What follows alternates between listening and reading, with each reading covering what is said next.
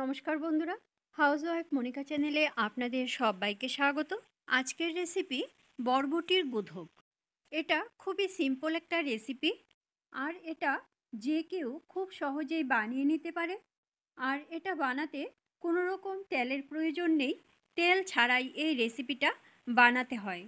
জ্বর সর্দি কাশি হয়ে মুখের রুচি যদি চলে যায়, সেই মুখের রুচি ফেরাতে এই বরবটির গুঁধোকের রেসিপিটা খুব সহজেই বানিয়ে নিতে পারেন। চলুন তাহলে দেখে নেওয়া যাক আমি কিভাবে তেল ছাড়া খুব সহজে বরবটির গুঁধোক রান্না করে থাকি।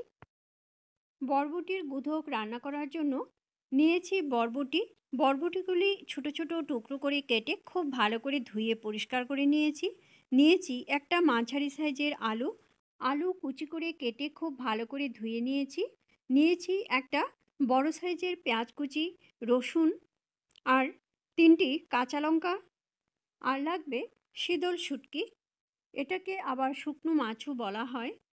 বাকি প্রিপারেশনটা আমি রান্নার সময় দেখিয়ে দেব।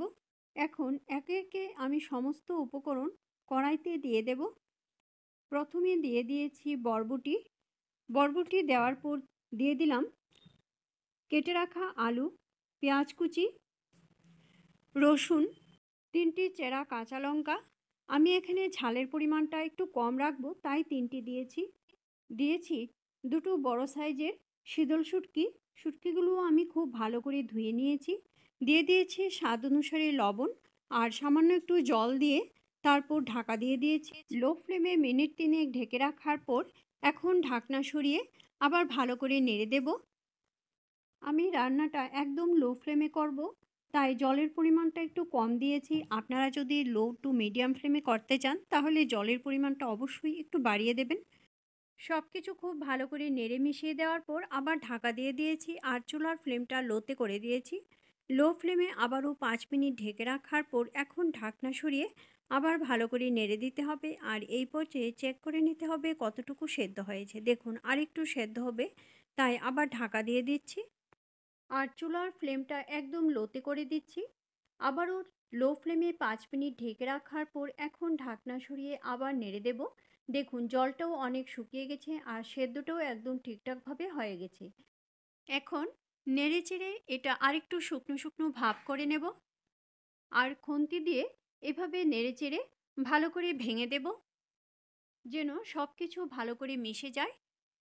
এইভাবে আপনারা কে কে গুঁধোক রান্না করে থাকেন সেটা কমেন্ট বক্সে অবশ্যই কমেন্ট করে জানাবেন।